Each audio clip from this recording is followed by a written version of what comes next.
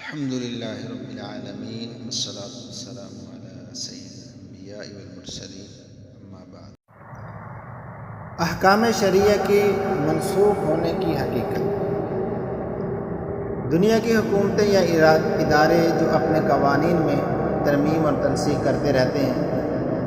اس کی اکثر وجہ تو یہ ہوتی ہے کہ تجربے کے بعد کوئی نئی صورت حال سامنے آتی ہے جو پہلے معلوم نہیں تھی۔ اس صورتحال کے مطابق پہلے حکم کو منسوخ کر کے دوسرا حکم جاری کر دیا جاتا ہے، لیکن احکام الہیہ اس میں اس کا کوئی تصور اور احتمال ہی نہیں ہو سکتا، کیونکہ اللہ تعالیٰ کے علم محیط ازلی اور ابدی سے کوئی چیز باہر نہیں۔ کوئی حکم شرعی جاری ہونے کے بعد لوگوں کے کیا حالات رہیں گے، کیا کیا صورتیں پیش آئیں گی، حق تعالیٰ کو پہلے سے معلوم ہے، لیکن باقتضاء حکمت اور مصلحت کوئی حکم کچھ عرصہ کے لیے جاری کیا جاتا ہے، پہلے ہی سے اس کا ہمیشہ جاری رکھنا مقصود نہیں ہوتا،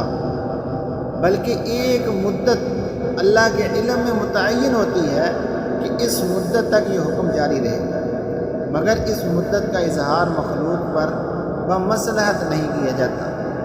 الفاظ کے عموم سے لوگ یہ سمجھتے ہیں کہ یہ حکم غیر موقت ہے اور یہ حکم دائمی ہے۔ عند اللہ جو اس کی مدت مقرر ہے،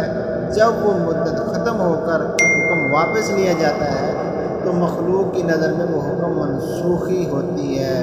اور حقیقت میں وہ بیان مدت ہوتا ہے، یعنی اس وقت مخلوق پر ظاہر کر دیا جاتا ہے کہ ہم نے یہ حکم ہمیشہ کے لیے نہیں بلکہ صرف اسی مدت کے لیے جاری کیا تھا، اب وہ مدت ختم ہو گئی، حکم باقی نہیں رہا۔ تو قرآن کریم میں بہت سی آیات کے منسوخ ہونے پر